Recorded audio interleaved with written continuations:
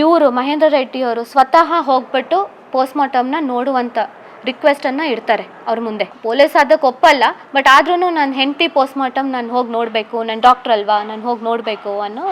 ತುಂಬ ಹಲವಾರು ಮೆಡಿಸಿನ್ಸ್ ಇರುತ್ತೆ, ಮತ್ತು ಗ್ಲೂಕೋಸ್ ಬಾಟ್ಲ್ಗಳಿರುತ್ತೆ, ಸಿರಿಂಜಸ್ ಇರುತ್ತೆ ಮೇನ್ಲಿ ತುಂಬ. ಸೊ ಇವೆಲ್ಲ ಅದ್ರ ಮೇಲೂ ನೋಡಿದ್ರೆ ಇವೆಲ್ಲ not for sale medicines. Death certificate ಬೇಕಾಗತ್ತಲ್ಲ ಮುಂದಿನ ಪ್ರೊಸೀಜರ್ಸ್ಗೆ, ಇನ್ನೊಂದಕ್ಕೆಲ್ಲ. ಡೆತ್ ಸರ್ಟಿಫಿಕೇಟು ಹಾಸ್ಪಿಟ್ಲ್ ಇಶ್ಯೂ ಮಾಡಿಲ್ಲ ಅಂದರೆ ಮಾಡಬೇಕು ಅಂತ ಕೇಳಿದಾಗ ಅವ್ರ ಕಡೆಯಿಂದ ಏನು ಬಂತು, ಇದೇ ಮಹೇಂದ್ರ ರೆಡ್ಡಿ, ಅದಕ್ಕೇನು ಯೋಚನೆ ಮಾಡಬೇಡ ಮಾಮ, ನಮ್ಮ ಬೇರೆ ಕಡೆಯಿಂದ ಡೆತ್ ಸರ್ಟಿಫಿಕೇಟ್ ನಾನು ಅರೇಂಜ್ ಮಾಡಿ ತಗೊಂಡ್ಬರ್ತೀನಿ. ಮ್ಯಾರೇಜ್ ಸರ್ಟಿಫಿಕೇಟು ಮಾಡಿಸ್ಬೇಕು ಅಂತ ಮಗಳು ಗಂಡನ್ನು ಒತ್ತಾಯಿಸ್ತಾಳೆ. ಅವನೇನು ಮಾಡ್ತಾನೆ, ಅದನ್ನು ಮಾಡ್ಸೋಕ್ಕೆ ಇಷ್ಟ ಇರಲ್ಲ ಅವನಿಗೆ. ಮಾನ್ಯ ವೀಕ್ಷಕರೇ, ಕಳೆದ 2 ದಿವಸದಿಂದ ಒಂದು ವಿಷಯ ಸಂಚಲನ ಸೃಷ್ಟಿಯಾಗಿದೆ. ಅದು ಡಾಕ್ಟರ್ ಕೃತಿಕಾ ರೆಡ್ಡಿ ಅವರ ಹತ್ಯೆ. ತಂದೆ ಹಾಗೆ ಅವರ ಸ್ವತಃ ಅವರ ಅಕ್ಕ ಅವ್ರ ಹತ್ರನೇ ಕೇಳ್ತಾ ಹೋಗು ಬನ್ನಿ, ಏನಾಯ್ತು ಏನಿಲ್ಲ ಅಂತ ಹೇಳಿ. MBBS ಮಾಡ್ಬೇಕಂದ್ರೆ ನಿಮ್ಗೆ ಗೊತ್ತು, ಓದ್ನಲ್ಲಿ ಟ್ಯಾಲೆಂಟ್ ಇರಲೇಬೇಕು. ಹೌದು. MD ರಾಯಚೂರ್ ಅಂತ ಜಾಗ ಅಂದ್ರೆ ಅತಿ ಸೆಕೆ ಇರುವಂತಹ ಜಾಗದಲ್ಲೂ ವಿದ್ಯಾಭ್ಯಾಸ ಮಾಡ್ಬೇಕಂತ ಹೇಳಿದ್ರೆ ಅಲ್ಲಿಯೂ ಹೊಂದಾಣಿಕೆ ಆಗುತ್ತೆ, ಬೆಂಗಳೂರು ವೆದರು ಹೊಂದಾಣಿಕೆ ಆಗುತ್ತೆ. ಆದ್ರೆ ಯಾವತ್ತಾದ್ರೂ ಅವ್ರಿಗೆ ಲೋ BP ಲೋ ಶುಗರ್ ಅನ್ನೋದು ಅವ್ರ ಕೇಸ್ ಹಿಸ್ಟ್ರಿಯಲ್ಲಿ ಇಲ್ವೇ ಇಲ್ಲ. ಯಾಕಂದ್ರೆ ಇದು ಒಂದು, ಆ ಹುಡುಗಿ ಬಂದು MBBS 3rd ಇಯರ್ ಇದ್ದಾಗಲೇ ನಾನು ಕಾರ್ ಕೊಡ್ಸಿ. ಆ ಹುಡುಗಿನೇ ಸೆಲ್ಫ್ ಡ್ರೈವಿಂಗ್, ಕಾಲೇಜಿಂದ ಮನೆಗೆ, ಮನೆಯಿಂದ ಕಾಲೇಜ್ಗೆ ಡೈಲಿ ಸರ್ವಿಸ್. ಅದೇನು ರಾಯಚೂರಲ್ಲೂ ಸೇಮ್ ಕಾರ್ ಸರ್ವಿಸ್, ಕಾಲೇಜಿಂದ ಮನೆಗೆ, ಮನೆಯಿಂದ. ನಾನು ಒಂದು ಡಬಲ್ ಬೆಡ್ರೂಮ್ ಹೌಸ್ ಕೊಟ್ಬಿಟ್ಟಿದ್ದೆ, ಸಪ್ರೇಟ್ ಹಾಸ್ಟೆಲ್ ಅಲ್ಲ, ಅಲ್ಲಿ ಸಿಂಗಲ್ ಇರ್ತಾ ಇದ್ಲು. ನಾವು ಯಾವಾಗ 1 ತಿಂಗಳಿಗೋ 2 ತಿಂಗಳು 3 ತಿಂಗಳು ಹೋಗ್ತೀವಿ, ಒಂದು 15 ದಿವಸ ಇದು ಬಂದ್ಬಿಡ್ತಾ ಇದ್ವಿ. She was alone in that house while doing MD ಮಾಡಿದಾಗ ಸಪ್ರೇಟಾಗೇ ಇದ್ಲು. ಸೆಲ್ಫ್ ಡ್ರೈವಿಂಗ್ ಕಾರ್, ಹಾಸ್ಪಿಟ್ಲಿಂದ ಮನೆಗೆ, ಮನೆಯಿಂದ ಹಾಸ್ಪಿಟ್ಲ್. ಸೊ ಯಾವುದೇ ಥರ ಸಮಸ್ಯೆ ಇರಲೇ ಇಲ್ಲ. ಇದಾದ್ಮೇಲೆ PM ಗೊತ್ತಾಯಿಸ್ತೀರಾ? ನನ್ನ ಜೊತೆ ಯಾರು ಡೈರೆಕ್ಟಾಗಿ ಬಂದು ಮಾತಾಡಿಲ್ಲ, ಬಟ್ ನಮ್ಮ ತಂದೆ ತಾಯಿಯವ್ರ ಮೂಲಕ ಈ ಥರ ಮಾಡಿಸ್ಬೇಡಿ. ನಾನು ಹೇಳ್ತೀನಿ, ಯಾಕಂದ್ರೆ ಇವ್ರು ಆ ಒಂದು ಪ್ರೊಸೀಜರಲ್ಲಿ ಬಿಸಿ ಇರ್ತಾರೆ. ನಾವು ಯಾವುದೋ ಒಂದು ಮೂಲೆಯಲ್ಲಿ ಕೂತ್ಕೊಂಡು ನಾವು ದುಃಖದಿಂದ ಅಳ್ತಾ ಇರ್ತೀವಿ. ಸೊ ನಮ್ಮ ಹತ್ರ ಬಂದು ನೀವು ಹೇಳಿ, ನೀವು ಸ್ವಲ್ಪ ಹೇಳಿ ಅವ್ರಿಗೆ, ಅವ್ರು ಹಠ ಮಾಡ್ತಾವ್ರೆ ಪೋಸ್ಟ್ಮಾರ್ಟಮ್ ಮಾಡಬೇಕು ಅಂತ, ನೀವು ಸ್ವಲ್ಪ ಹೇಳಿದ್ರೆ ಮಗು, ನಿಮ್ಮದು ಮಗು ಅಲ್ವೇ, ನಮಗೂ ಮಗು ಅಲ್ವೇ, ಸುಮ್ಮನೆ ಇದೆಲ್ಲ ಏನಕ್ಕೆ ಪ್ರೊಸೀಜರು, ಏನು ಬೇಡವಲ್ಲ, ನಮ್ಗೆ ಕೊಟ್ಬಿಟ್ರೆ ನಾವು ತಗೊಂಡೋಗಿ ನಮ್ಮ ಜಮೀನಲ್ಲಿ ನಾವು ದೊಡ್ಡ ಪ್ಯಾಲೇಸ್ ಥರ ಕಟ್ತೀವಿ, ಸಮಾಧಿ ಕಟ್ತೀವಿ, ಹಂಗೆ ಕಟ್ತೀವಿ, ನಮ್ಗೆ ಕೊಟ್ಬಿಡಿ ದೇಹನ. ಇದೆಲ್ಲ ಅನ್ಯಾಯ, ಕಣ್ಣಲ್ಲಿ ಆಗಲ್ಲ ನಮ್ಮ ಕೈಯಲ್ಲಿ ನೋಡೋಕ್ಕೆ ಈ ಪೋಸ್ಟ್ಮಾರ್ಟಮ್ ಅದೆಲ್ಲ ಅಂತ ನಾನು ಒತ್ತಾಯಿಸ್ತಾರೆ. ಯಾವುದೋ ಒಂದು ದುಃಖದಲ್ಲಿ ನನಗೇನಂದರೆ, ಯಾವುದೋ ಆ ಸಮಯದಲ್ಲಿ ದಿಕ್ಕು ತೋಚಲ್ಲ. ಸರಿ, ನಾನು ಯಾವುದಕ್ಕೂ ಒಂದು ಸಮ್ಮತಿ ಕೊಟ್ಟಿರಲ್ಲ. ಆಮೇಲೆ ನಮ್ಮ ಮಕ್ಕಳು ಬರ್ತಾರೆ, ಇಲ್ಲ ನೀನು ಯಾವುದೇ ಕಾರಣಕ್ಕೂ ಅವ್ರ ಮಾತನ್ನು ಕೇಳಬೇಡ, ಒಪ್ಕೊಳ್ಳೋಕೆ ಹೋಗಬೇಡ, ಇದನ್ನು ಮಾಡಲೇಬೇಕು ಅಂತೇಳಿ ನನ್ನ ಹತ್ರ ಮಾತು ತಗೊಂಡು ಹೋಗ್ತಾರೆ. ಪ್ರಶ್ನೆ ಮಾಡಿದಾಗ ಈ ಥರ ಪೋಸ್ಟ್ಮಾರ್ಟಮ್ ಮಾಡಿಲ್ಲ ಅಂದರೆ ಡೆತ್ ಸರ್ಟಿಫಿಕೇಟ್ ಹೆಂಗೆ ಪ್ರೊಡ್ಯೂಸ್ ಮಾಡ್ತೀರಾ ಹಾಸ್ಪಿಟಲ್? ಅದು ನಾನೇ ಕೇಳಿದ್ದು. ನಾನು ಕೇಳಿದೆ, ನೋಡಪ್ಪ ಪೋಸ್ಟ್ಮಾರ್ಟಮ್ ಮಾಡೋದು ಬೇಡ ಅಂತ ಇದ್ದೀರಾ, ಸರಿ ಸದ್ಯಕ್ಕೆ ಓಕೆ. ಈಗ ಪೋಸ್ಟ್ಮಾರ್ಟಮ್ ಮಾಡಿಲ್ಲ, ಹಾಸ್ಪಿಟ್ಲ್ ತಗೊಂಡ್ಬಂದಿದ್ದೀವಿ, ಕರೆಕ್ಟಾ? ಈಗ ಅವ್ರ ಪ್ರೊಸೀಜರ್ ಏನಂದರೆ, ಹಾಸ್ಪಿಟ್ಲಲ್ಲಿ ಬ್ರಾಡ್ ಡೆಡ್ ಅಂದರೆ ಅವರು ಪೊಲೀಸ್ಗೆ ಇನ್ಫಾರ್ಮೇಷನ್ ಮಾಡೇ ಮಾಡ್ತಾರೆ. ಅವರು ಅದಕ್ಕೇನು ಹೇಳಿದ್ರು ಅಂದರೆ, ಪೊಲೀಸ್ ಇನ್ಫಾರ್ಮೇಷನ್ ಏನೂ ಮಾಡೋದು ಬೇಡ, ನಮ್ಗೆ ಹಿಂಗೆ ಕೊಟ್ಬಿಡಿ, ನಾವು ತಗೊಂಡು ಹೋಗ್ತೀವಿ ಅಂತ ಹೇಳಿದ್ರು. ಇದು ಸತ್ಯ. ಆಮೇಲೆ ಏನಾಯಿತು, ನಾನು ಹೇಗೆ ಪ್ರಶ್ನೆ ಕೇಳಿದೆ, ಈಗ ನಮಗೆ ಡೆತ್ ಸರ್ಟಿಫಿಕೇಟ್ ಬೇಕಾಗತ್ತಲ್ಲ ಮುಂದಿನ ಪ್ರೊಸೀಜರ್ಸ್ಗೆ, ಇನ್ನೊಂದಕ್ಕೆಲ್ಲ. ಡೆತ್ ಸರ್ಟಿಫಿಕೇಟು ಹಾಸ್ಪಿಟ್ಲ್ ಇಶ್ಯೂ ಮಾಡಿಲ್ಲ ಅಂದರೆ ಅದಕ್ಕೆ ಅದಕ್ಕೇನು ಮಾಡಬೇಕು ಅಂತ ಕೇಳಿದಾಗ ಅವ್ರ ಕಡೆಯಿಂದ ಏನು ಬಂತು, ಇದೇ ಮಹೇಂದ್ರ ರೆಡ್ಡಿ, ಅದಕ್ಕೇನು ಯೋಚನೆ ಮಾಡಬೇಡ ಮಾಮ, ನಮ್ಮ ಬೇರೆ ಕಡೆಯಿಂದ ಡೆತ್ ಸರ್ಟಿಫಿಕೇಟ್ ನಾನು ಅರೇಂಜ್ ಮಾಡಿ ತಗೊಂಡ್ಬರ್ತೀನಿ. ಆಮೇಲೆ ಇದೆಲ್ಲ ಆಗಿದ ನಂತರ ರೂಮಲ್ಲಿ ಹೋಗಿ ನೋಡಿದ್ರೆ ಫುಲ್ ಅವನು ಒಂಥರ ಅದನ್ನು ಒಂಥರ ಹಾಸ್ಪಿಟಲ್ ಸೆಟಪ್ ಥರ ಮಾಡ್ಕೊಂಡಿರ್ತಾನೆ. ಅಂದರೆ ನಾವು ಯೂಶಲಿ ಅವ್ರ ರೂಮ್ಗೆ ಹೋಗಲ್ಲ, ಏನಕ್ಕೆ ಅಂದರೆ ಪ್ರೈವಸಿ ಅದು. ಸೊ ಆ ರೀತಿ ಹೋದಾಗ ಫುಲ್ ನಮಗೆ ಶಾಕ್ ಆಗಿಬಿಡುತ್ತೆ. ಒಂದು ಬ್ಯಾಗ್ ಫುಲ್ ತುಂಬ ಮೆಡಿಸಿನ್ಸ್ ಇರುತ್ತೆ, ಎಂಥವೋ ತುಂಬ ಹಲವಾರು ಮೆಡಿಸಿನ್ಸ್ ಇರುತ್ತೆ, ಮತ್ತು ಗ್ಲೂಕೋಸ್ ಬಾಟ್ಲ್ಗಳಿರುತ್ತೆ, ಸಿರಿಂಜಸ್ ಇರುತ್ತೆ ಮೇನ್ಲಿ ತುಂಬ. ಸೊ ಇವೆಲ್ಲ ಅದ್ರ ಮೇಲೂ ನೋಡಿದ್ರೆ ಇವೆಲ್ಲ not for sale medicines, not for sale IV bottles, glucose bottles. So ಇವೆಲ್ಲ ಎಲ್ಲಿಂದ ತಂದಿರ್ತಾನೆ? ನಮ್ಮ ಸಂಶಯ ಇದೆಲ್ಲ ಅವ್ನು ಕೆಲಸ ಮಾಡೋ ಜಾಗದಿಂದ ತೊಗೊಂಬಂದಿರ್ತಾನೆ, ಗೌರ್ಮೆಂಟ್ ಹಾಸ್ಪಿಟಲ್ ಇಂದ ತೊಗೊಂಬಂದಿರ್ಬೋದು. ಸೊ ಇದು ಒಂದು ಇಲ್ಲಿಗಲ್ ಕೆಲಸನೇ, ಗೌರ್ಮೆಂಟ್ ಹಾಸ್ಪಿಟಲಿಂದ ಈ ಥರ ಬರೋದು ಇಲ್ಲಿಗಲ್ ಕೆಲಸನೇ ಇದು. ಸರ್ಜರಿ ಮಾಡಬೇಕಾಗಿತ್ತು, ಅದಕ್ಕಿಂತ ಬಿಫೋರ್ ಬಂದು ಹೌದು ಅರವಳಿಕೆ ತಜ್ಞರು ಅದನ್ನು ವಿತ್ ಪರ್ಮಿಷನ್ ಅವರು ಇಂಜೆಕ್ಟ್ ಮಾಡಬೇಕಾಗುತ್ತೆ, ಕೊಡಬೇಕಾಗುತ್ತೆ ದೇಹದೊಳಗೆ. ಮತ್ತೆ ಇದು ಹೇಗೆ ಸಿಗುತ್ತೆ? ಅದೇ ಒಂದು ದೊಡ್ಡ ಪ್ರಶ್ನೆ ಆಗಿರೋದು. ಅದೇ ಪೊಲೀಸ್ ತನಿಖೆ ಮಾಡಬೇಕಾಗಿರೋದು, ಎಲ್ಲಿಂದ ತಗೊಂಬಂದ್ರು, ಹೆಂಗೆ ಸಿಕ್ತು ಈ ಪ್ರೊಪೋಫಾಲ್ ಅನ್ನೋ ಡ್ರಗ್ ಹೆಂಗೆ ಸಿಕ್ತು ಅಂತ ಅದನ್ನೇ ತನಿಖೆ ಮಾಡ್ಬೇಕು ಇವಾಗ. ಇವಾಗ FSL ರಿಪೋರ್ಟ್ ಅನ್ನೋದು ಹೆಂಗೆ ಅಂದರೆ ಸ್ವಲ್ಪ ಟೈಮ್ ತೊಗೊಳತ್ತೆ, ಏನಕ್ಕೆ ಅಂದರೆ ಅದು ಕೇಸ್ ವೈಸ್ ಹೋಗ್ತಾ ಇರುತ್ತೆ. ಸೊ ನಾವು ಯಾವುದೇ ರೀತಿ ಒತ್ತಾಯ ಮಾಡಿಲ್ಲ, ನಾವು ಪೇಷಂಟಾಗಿ ವೆಯ್ಟ್ ಮಾಡ್ತಾ ಇದ್ವಿ. ನಾವು ಯಾವುದೇ ರೀತಿ ಒತ್ತಾಯ ಮಾಡಿ ಒಂಥರ ಬಯಸ್ಡ್ ರಿಪೋರ್ಟ್ ತೊಗೋಬೇಕು ಅಂತ ಇಂಟೆನ್ಷನ್ ಇಲ್ಲ. ಸೊ ಇವಾಗ ಪೇಷಂಟ್ಲಿ ವೇಟಿಂಗ್, ಅವ್ರು ರೆಡಿ ಆಗಿದ ತಕ್ಷಣ ಅವ್ರಿಗೆ ನಮ್ಗೆ ತಿಳಿಸ್ತಾರೆ ಅನ್ನೋ ನಂಬಿಕೆ. ಸೊ ನಾವು ಪೇಷಂಟಾಗಿ ವೆಯ್ಟ್ ಮಾಡ್ತಾ ಇದ್ವಿ ಬರಲಿ ಅಂತ. ಈಗ ಈ ಡೆತ್ ಆಗೋದು ಏಪ್ರಿಲ್ ಅಲ್ಲಿ, ನಿಮ್ ರಿಪೋರ್ಟ್ ಬರೋದು ಅಕ್ಟೋಬರ್ ಅಲ್ಲಿ, ಅಲ್ಲಿಗೆ 6 ತಿಂಗಳು ಆಗ್ಬಿಟ್ಟು ಅದಾಗ್ಲೇನೆ ಬಂದ ಮೇಲೆ ನಿಮ್ಗೆ ಏನ್ ಅನ್ನಿಸ್ತು? ಸೊ ಬಂದ ಮೇಲೆ ನಮಗೆ ಒಂಥರ ಶಾಕಿಂಗ್ ನ್ಯೂಸ್ ಥರ ಶಾಕ್ ಅನಿಸ್ತು. ಯಾಕೆಂದರೆ ಪ್ರೊಪೋಫಾಲ್ ಏನು ಅಂತ ಸಹ ನಾನೇ ಗೂಗಲ್ ಮಾಡಿ ನೋಡಬೇಕಾಗಿತ್ತು. ಬಿಕಾಸ್ ನಾನು ರೇಡಿಯಾಲಜಿಸ್ಟ್, ನಮ್ಮ ಡಿಪಾರ್ಟ್ಮೆಂಟಲ್ಲಿ ಅದು ಯೂಸ್ ಮಾಡಲ್ಲ. ಆಮೇಲೆ ತಿಳಿದು ಬಂತು ಅದು ಒಂದು ಅನೆಸ್ಥೆಟಿಕ್ ಡ್ರಗ್, ಅದು ಬರೀ ನೀವು ಆಪ್ರೇಷನ್ ಥಿಯೇಟ್ರಲ್ಲಿ ಮತ್ತು ಇಲ್ಲಾಂದರೆ ICU ಅಲ್ಲಿ ಯೂಸ್ ಮಾಡುವಂಥ ಡ್ರಗ್ ಅದು ಅಂತ ತಿಳಿದು ಬಂತು. ಸೊ ಅದು ಒಂಥರ ಶಾಕಿಂಗ್ ಇದು.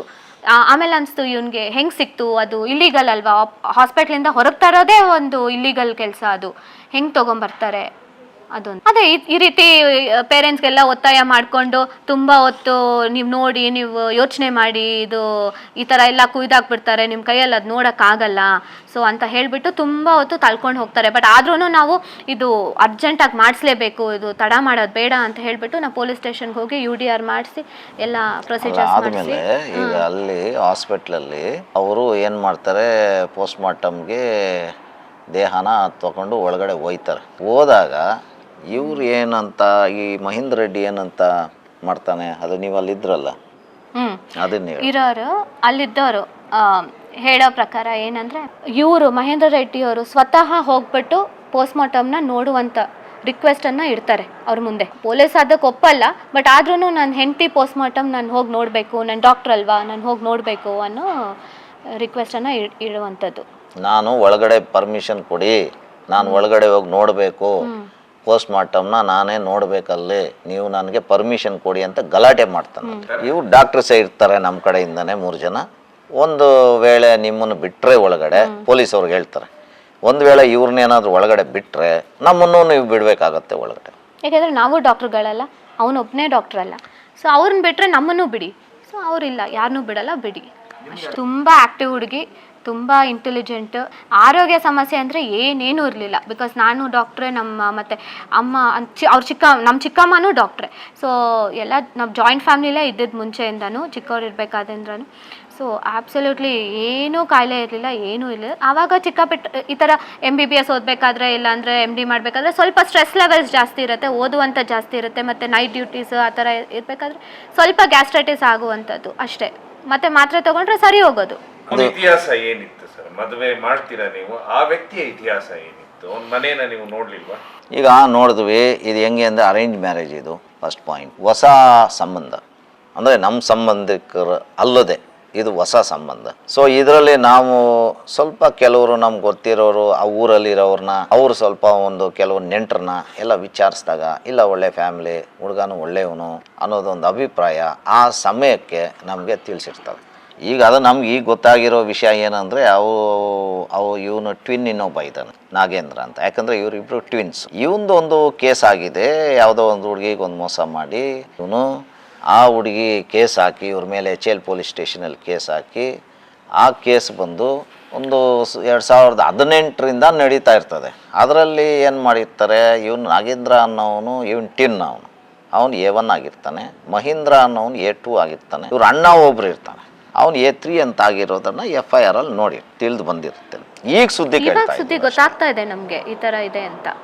ಫೈನಾನ್ಷಿಯಲ್ ಬಗ್ಗೆ ಯಾವತ್ತು ಅಂದ್ರೆ ಅವ್ರ ವೈಯಕ್ತಿಕ ವಿಚಾರ ಬಗ್ಗೆ ನನ್ನ ಜೊತೆ ಯಾವತ್ತೂ ಅವಳು ಶೇರ್ ಮಾಡ್ಕೊಂಡಿರ್ತಾ ಇರಲಿಲ್ಲ. ಏನಕ್ಕಂದ್ರೆ ನಾವು ತುಂಬಾ ಟ್ರಾವೆಲ್ ಮಾಡೋದು, ಮತ್ತೆ ನಾನು ಫೆಲೋಶಿಪ್ ಮಾಡ್ತಾ ಇದ್ದೆ. ಸೊ ನಾವು ಬ್ಯುಸಿಯಲ್ಲಿ ನಾವು ಇರ್ತಾ ಇದ್ವಿ.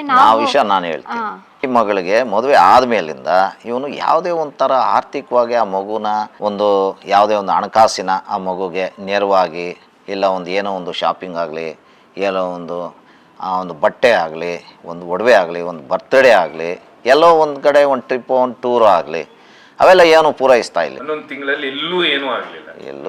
ಒಂದು ಯುರೋಪ್ ಟೂರ್ ಹೋಗೋಣ, ಮದುವೆ ಆಗಿದ್ದೀವಲ್ಲ, ಯುರೋಪ್ ಟೂರ್ ಹೋಗೋಣ ಅಂತ ಕೇಳಿದ್ಲು. ಸರಿ ಅಂತೂ ಫಸ್ಟ್ ಒಪ್ಕೊಂಡಿದ್ದ. ಅದಕ್ಕೆ ಹುಡುಗಿ ಏನು ಮಾಡಿದ್ಲು, ಅದಕ್ಕೆ ಯುರೋಪ್ ಟೂರ್ಗೆ ಹೋಗೋಕ್ಕೆ ಏನೇನೆಲ್ಲ ಪ್ರೊಸೀಜರ್ ಇದೆ, ವೀಸಾ ಬೇಕಾಗುತ್ತೆ, ಟ್ರಾವೆಲ್ಸ್ ಅವ್ರನ್ನೆಲ್ಲ ಕನ್ಸಲ್ಟ್ ಮಾಡಿ, ಅವನಿಗೆ ಹೇಳಿದ್ಲು ಎಲ್ಲ ಮಾಡು, ಕನ್ಸಲ್ಟ್ ಮಾಡಿ ಎಲ್ಲ ಮಾಡಿ ಒಂದು 10 ಲಕ್ಷ ರೂಪಾಯಿ ಖರ್ಚಾಗುತ್ತೆ ಅಂತ ಎಸ್ಟಿಮೇಟ್ ಮಾಡಿರ್ತಾರೆ. ಅವಾಗ ಹುಡುಗ ಹ್ಞೂ ಸರಿ ಎಲ್ಲನೂ ನನ್ನ ಹತ್ರ ಅಂತೂ ದುಡ್ಡಿಲ್ಲ, ನಮ್ಮ ತಂದೆನೇ ಕೇಳಬೇಕದು ಅಂತ ಹೇಳಿ. ಸರಿ ಏನಾಯಿತು, ಆಮೇಲೆ ಅದಕ್ಕೆ ವೀಸಾ ಮಾಡಬೇಕಾದ್ರೆ ಒಂದು ಮ್ಯಾರೇಜ್ ಸರ್ಟಿಫಿಕೇಟ್ ಬೇಕಾಗುತ್ತೆ. ಆ ಮ್ಯಾರೇಜ್ ಸರ್ಟಿಫಿಕೇಟು ಮಾಡಿಸ್ಬೇಕು ಅಂತ ಮಗಳು ಗಂಡನ್ನು ಒತ್ತಾಯಿಸ್ತಾಳೆ. ಅವನೇನು ಮಾಡ್ತಾನೆ, ಅದನ್ನು ಮಾಡ್ಸೋಕ್ಕೆ ಇಷ್ಟ ಇರಲ್ಲ ಅವನಿಗೆ. ಅವನು ಸುಮ್ಮನೆ ಸತಾಯಿಸ್ತಾ ಇರ್ತಾನೆ, ಇಲ್ಲ ಅವ್ರು ಸಿಕ್ಕಿಲ್ಲ, ಇವ್ರು ಸಿಕ್ಕಿಲ್ಲ, ಅದು ತುಂಬ ಲೇಟ್ ಆಗುತ್ತೆ, ಅದು ಈ ಟೈಮ್ಗೆ ಆಗಲ್ಲ, ಅದಕ್ಕೇನೋ ಪ್ರೊಸೀಜರ್ ಜಾಸ್ತಿ ಇದೆ, ಅದು ಅಲ್ಲದೆ ನನಗೆ ಟೈಮ್ ಇಲ್ಲ, ಹಾಸ್ಪಿಟ್ಲಲ್ಲಿ ವರ್ಕ್ ಮಾಡಬೇಕು, ನನಗೆ ಇದೆಲ್ಲ ಓಡಾಡೋಕ್ಕೆ ಟೈಮ್ ಇಲ್ಲ ಅಂಥೇಳಿ ಅದನ್ನು ಮುಂದುವರಿಸ್ತಾ. ಅಂದರೆ ಆ ಒಂದು ಮ್ಯಾರೇಜ್ ಸರ್ಟಿಫಿಕೇಟ್ನ ಮಾಡ್ಸೋಕ್ಕೆ ಅವನಿಗೆ ಬಿಲ್ಕುಲ್ ಇಷ್ಟ ಇರಲ್ಲ. ಆವಾಗ ನನ್ನ ಮಗಳು ನನ್ನ ಹತ್ರ ಹೇಳ್ತಾಳೆ, ಡ್ಯಾಡಿ ಈ ಥರ ಬ್ಯುಸಿ ಅಂತೆ, ಟೈಮ್ ಇಲ್ವಂತೆ, ಯಾರನ್ನೋ ಕೇಳಿದಾರಂತೆ, ಅವ್ರು ಇನ್ನೂ ಲೇಟ್ ಆಗುತ್ತೆ, ಈ ಸಮಯಕ್ಕೆ ಆಗಲ್ಲ ಅಂತ ಹೇಳಿದ್ರು, ಸೊ ಏನು ಮಾಡೋದು ಅಂದ್ಲು. ಅದಕ್ಕೇನಿಲ್ಲಮ್ಮ ನಾನು ವಿಚಾರಿಸ್ತೀನಿ ಇರು ಅಂತೇಳಿ ನಾನೇ ಸಬ್ ರಿಜಿಸ್ಟ್ರ್ ಹತ್ರ ಹೋಗ್ಬಿಟ್ಟು ಏನಪ್ಪ ಪ್ರೊಸೀಜರ್ ಅಂತ ಎಲ್ಲ ಕೇಳಿದೆ. ಸರ್ ಇಂಥ ಡಾಕ್ಯುಮೆಂಟ್ ಬೇಕು, ಇಷ್ಟೇ. ಅವರಿಬ್ಬರು ಏನಾದರೂ ಬರೋದೇನಾದರೂ ಇದೆಯೇನಪ್ಪ ಸಬ್ ರಿಜಿಸ್ಟ್ರ್ ಆಫೀಸ್ ಹತ್ರ? ಏನೂ ಬೇಕಾಗಿಲ್ಲ ಸರ್, ಇದು ಆನ್ಲೈನಲ್ಲಿ ಅಪ್ಲೋಡ್ ಮಾಡ್ತೀವಿ, ಅಪ್ಲೋಡ್ ಆದಮೇಲೆ ಇಮಿಡಿಯೇಟಾಗಿ ಅದು ರಿಜಿಸ್ಟ್ರ್ ಆಗುತ್ತೆ. ಇದು ಬೇಕಾಗಿರೋಂಥ ನೀವು ದಾಖಲೆಗಳು ಕೊಡಿ ಸಾಕು, ಅವ್ರ ಫೋಟೋಸು, ಜೊತೆಲಿರೋಂಥ ಫೋಟೋಸು, ಮದುವೆದು ಒಂದು ಕಾರ್ಡು, ಅದು ಏನೋ ಒಂದಿದೆ ಪ್ರೊಸೀಜರ್. ನಾನೇ ಎಲ್ಲ ಇಬ್ರದ್ದು ಕಲೆಕ್ಟ್ ಮಾಡಿಕೊಂಡೆ, ಓದೆ, ಕೊಟ್ಟೆ, ಇವತ್ತು ಕೊಟ್ಟೆ, ನಾಳೆ ಕೊಟ್ಟೆ. ಸೊ ಇದರಲ್ಲೂ ಅವನಿಗೆ ಆ ಮ್ಯಾರೇಜ್ ಸರ್ಟಿಫಿಕೇಟ್ ಮಾಡಿಸ್ಬೇಕು ಅನ್ನೋ ಆಸಕ್ತಿ ಇರಲಿಲ್ಲ ಅನ್ನೋದು ಸ್ಪಷ್ಟವಾಗಿ ಕಾಣುತ್ತೆ. ನೋಡಿ, ನಾನು ಫಸ್ಟೇ ನಾವು ವರದಕ್ಷಿಣೆಗೆ ಆಪೋಸಿಟ್, ಸ್ಪಷ್ಟವಾಗಿ ಹೇಳ್ತೀನಿ. ಅದನ್ನು ಯಾವುದೇ ಕಾರಣಕ್ಕೂ ಯಾರೇ ಆಗಲಿ ಡಿಮ್ಯಾಂಡ್ ಮಾಡಿದ್ರೆ, ಡೌರಿ ಬೇಕು, ಒಡವೆ ಇಷ್ಟು ಬೇಕು, ಇಷ್ಟೆಲ್ಲ ನಮಗೆ ಆಸ್ತಿ ಮೊದಲೇ ಬರ್ಕೊಡ್ಬೇಕು, ಇವೆಲ್ಲ ನಿಬಂಧನೆಗಳೇನಾದರೂ ಇದ್ದರೆ ನಾವು ಅದನ್ನು ಎಂಟರ್ಟೈನ್ ಮಾಡಲ್ಲ. ನಾವು ಕೂತು ಮಾತಾಡಿದಾಗಲೇ ಫಸ್ಟ್ ಪ್ರಶ್ನೆ ಹಾಕಿದ್ದು ಅದೇ ನಾನು. ನೀವು ನಿಮ್ಮಿಷ್ಟಕ್ಕೆ ನೀವೇನಾದರೂ ನಿಮ್ಮ ಮಗನಿಗೆ ಏನಾದರೂ ಮಾಡಿ, ನಮ್ಮಿಷ್ಟಕ್ಕೆ ನಮ್ಮ ಮಗುಗೆ ಏನು ಬೇಕೋ, ಏನು ಕೊಡಬೇಕೋ, ಏನು ಮಾಡಬೇಕೋ ಅದು ನಮ್ಮ ಇಷ್ಟ. ಇದರಲ್ಲಿ ಏನಾದರೂ ನಿಮಗೆ ಆ ಥರ ಡಿಮ್ಯಾಂಡ್ಸ್ ಏನಾದರೂ ಇದ್ದರೆ ದಯವಿಟ್ಟು ನೀವು ಇಲ್ಲಿಂದ ಹೋಗ್ಬೋದು ಅಂತ ನಾನು ಹೇಳ್ಬಿಡಿ, ಫಸ್ಟೇ ಹೇಳ್ಬಿಡಿ. ಇಲ್ಲ ನಮ್ಗೆ ಅವೆಲ್ಲ ಏನೂ ಇಲ್ಲ, ಡಿಮ್ಯಾಂಡ್ಸ್ ಏನು, ಆದರೆ ನಮಗೆ ಗ್ರ್ಯಾಂಡಾಗಿ ಮದುವೆ ಮಾತ್ರ ಅದ್ದೂರಿಯಾಗಿ ಮಾಡೋದು. ಆಯ್ತು, ಅದೆಲ್ಲ ಕೇಳಿ ಮಾಡೋಣ, ಯಾಕಂದ್ರೆ ಅದು ನಿಮಗೂ ಉಪಯೋಗ, ನಮಗೂ ಉಪಯೋಗ. ಹೋಗಲಿ, ಜನಸಂಖ್ಯೆ ಜಾಸ್ತಿ ಇರ್ತಾರೆ ನಮ್ಮ ಕಮ್ಯುನಿಟಿಯಲ್ಲಿ, ಸರಿ ಅದಕ್ಕೆ ಒಪ್ಪಿಗೆ ಕೊಟ್ಟೆ ಹೊರ್ತು ಇನ್ನು ಏನೇ ಡಿಮ್ಯಾಂಡ್ಗಳಿದ್ರೆ ನೀವು ದಯವಿಟ್ಟು ಹೋಗ್ಬೋದು. ಆ ಥರ ನಿಮಗೆಲ್ಲ ನನ್ನ ಮಗಳು ಚೆನ್ನಾಗಿ ಓದಿದ್ದಾಳೆ, ಅಮ್ಮ ಓದಿರೋದ್ರಿಂದ ನಾನು ಡೌರಿ ಕೊಡೋ ಅವಶ್ಯಕತೆ ನನಗೇನಿಲ್ಲ, ಯಾವುದೇ ಕಾರಣಕ್ಕೂ ಡೌರಿ ಕೊಡೋ ಅವಶ್ಯಕತೆ ಇಲ್ಲ, ನಾವು ಕೊಡಲ್ಲ. ಅದ ನಂತರ ಆ ವ್ಯಕ್ತಿ ಸಾಮಾನ್ಯವಾಗಿ ಒಂದು ನೆಕ್ಲೆಸ್ ಹಾಕಿರ್ತಾನೆ, ಒಂದು ಜೊತೆ ಬಳೆ ಕೊಡಿಸಿರ್ತಾನೆ ಮಗುಗಷ್ಟೇ. ನಾನು ನಮ್ಮ ಮಗಳಿಗೆ ಅವಳು ಎಷ್ಟು ಕೇಳಿದ್ದಾಳೋ ಅಷ್ಟು ಕೊಟ್ಟಿದ್ದೆ. ಈಗ ನನ್ನ ಮಗಳು ಕೊಟ್ಟಿರೋಂಥ ಗೋಲ್ಡ್ ನಮ್ಮ ಹತ್ರನೇ ಇದೆ, ಅವ್ರು ಕೊಟ್ಟಿರೋಂಥ ಗೋಲ್ಡ್ ತಗೊಂಡು ಹೋಗ್ಬಿಟ್ರು. ಇವಾಗ ರೀಸೆಂಟ್ ಆಗಿ ಗೋಲ್ಡ್ ಮಾತ್ರ ಅಲ್ಲ, ಬಟ್ಟೆ, ಅವಳು ಓದಿರೋ ಸರ್ಟಿಫಿಕೇಟ್ಸ್, ಮತ್ತೆ ಅವ್ರು ಕೊಡ್ಸಿರೋ ವೆಡ್ಡಿಂಗ್ ಲೆಹೆಂಗಾ ಎಲ್ಲಾನು ಸಹ ಅಪ್ಪ, ಅಮ್ಮ ಮತ್ತೆ ಮಗ ಬಂದು ತಗೊಂಡು ಹೋಗಿರೋದು. ಅದು ಅವಾಗ್ಲೇ ಸತ್ ನಂತರ ಒಂದು 15-20 ಡೇಸ್ ನಾನು ಕೇಳಿದಾಗ ಏನಕ್ಕಪ್ಪ ಅಂದ್ರೆ, ಇಲ್ಲ ಮಾಮ, ನಾನು ಹೆಂಡ್ತಿದು ಜ್ಞಾಪಕಾರ್ಥವಾಗಿ ಆ ಬಟ್ಟೆಗಳು, ಆ ಸರ್ಟಿಫಿಕೇಟ್ಗಳು, ಅವೆಲ್ಲ ಅವಳು ಹಾಕ್ಕೊತೀರ, ನಾವು ಹಾಕಿರುವಂಥ ಒಡವೆಗಳು ಎಲ್ಲ ನಾನು ಜ್ಞಾಪಕಾರ್ಥವಾಗಿ ನನ್ನ ಹತ್ರ ಇರಬೇಕು. ಯಾಕಂದರೆ ನಾನು ಬೆಡ್ರೂಮಲ್ಲಿ ಇರಬೇಕು, ಅವೆಲ್ಲ ನಾನು ಸದಾ ಅದನ್ನು ನೋಡ್ತಾ ಇದ್ದರೆ ನನಗೊಂದು ಸಮಾಧಾನ ಆಗುತ್ತೆ ಅನ್ನೋ ಕಾರಣ. ಸೊ ಈ ಒಡವೆನೋ ನಮ್ಮ ಒಡವೆ, ನಮ್ಮ ಬಟ್ಟೆ, ನಮ್ದು ಏನಿದೆ ತಗೊಂಡು ಹೋಗ್ಬಿಡೋಣ, ಆಮೇಲೆ ಸಿಗುತ್ತೋ ಸಿಗಲ್ವೋ ಅನ್ನೋದು ಒಂದು ಅವ್ರ ಮೊದಲೇ ಪ್ರೀ ಪ್ಲ್ಯಾನ್. ಅದೇ ಈ ಥರ ಒಂದು ಅವಳ ಮೇಲೆ ಆಸೆ ಏನು ಇಲ್ಲ ಅನ್ನೋದು ಒಂದು ಈಗ ನಮಗೆ ಸ್ಪಷ್ಟವಾಗಿ ಕಾಣ್ತಾ ಇದೆ. ಇರಲಿಲ್ಲ ಅಂತ ಇಲ್ಲ, ಆ ಥರ ಇಲ್ಲ. ಭಾರಿ ವಿನಯವಾಗಿ, ಭಾರಿ ಇನ್ನೇನಪ್ಪ ಇವನು ಇಂಥ ಒಳ್ಳೆ ಹುಡುಗ ಇಲ್ವೇ ಇಲ್ಲ, ಇಂಥ ಅಳಿಯ ಅಂಥವ್ನು ಅಲ್ವೇ ಅಲ್ಲ, ಗಂಡನೂ ಇಂಥ ಗಂಡ ಸಿಗೋದೇ ಇಲ್ಲ ಅನ್ನೋ ಥರ ನಡ್ಕೊಂಬಂದು. ಇಲ್ಲ, ಈ ಪಿತೂರಿ ಅನ್ನೋದು ಅವಾಗ ಹೊಸದ್ದಲ್ವಾ. ಈಗ ಮದುವೆ ಆಗಿ ಹೊಸದ್ರಲ್ಲಿ ಏನಾಗುತ್ತೆ ಅಂದರೆ, ಯಾರೇ ಆಗಿರಲಿ ಬಿಡಿ, ಅದನ್ನ ಒಂದು ನಿಖರವಾಗಿ ಈಗ ಏನೋ ಒಂದು ವರ್ಷ, 2 ವರ್ಷ, 3 ವರ್ಷ ಅಂದರೆ ಆ ಕ್ರಮೇಣ ಕಾಲ ಮಿತಿಯಲ್ಲಿ ನಮ್ಗೆ ಗೊತ್ತಾಗುತ್ತೆ ಹೊರತು, ಕಾಲ ಮಿತಿ ಕಮ್ಮಿ ಇದ್ದಾಗ ನಮಗೆ ಸ್ವಲ್ಪ ಕಷ್ಟ ಅನ್ಸುತ್ತೆ. ಈಗ ಅನುಮಾನ ಈಗ ಅನುಮಾನ ಅದು ಗಾಢವಾಗಿ ಕಾಣ್ತಾ ಇದೆ.